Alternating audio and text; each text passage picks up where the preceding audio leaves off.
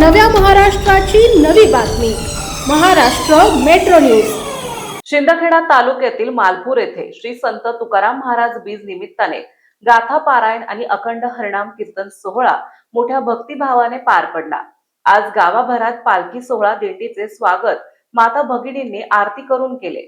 तुकाराम महाराज मंदिरापासून पालखी मिरवणूक अहिल्यानगर, इंदिरानगर, शनी मंदिर चौक, राज दरबार गडीवर नेऊन ग्रामपंचायत चौकात, हुतात्मा फुले चौकात, मोहन शेठ नगर, धनगर गल्लीत आरत्या करून भाविकांनी दर्शन घेतले।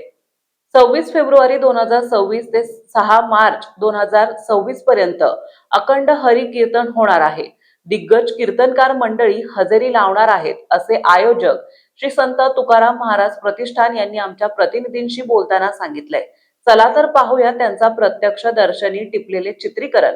गावातील सर्व कीर्तनप्रेमी भाविक भक्तांनी कीर्तन श्रवणाचा लाभ घ्यावा अशी आयोजकांनी विनंती केली होती। महाराष्ट्र मेट्रो न्यूज साठी मुख्य संपादक प्रभाकर धनगर।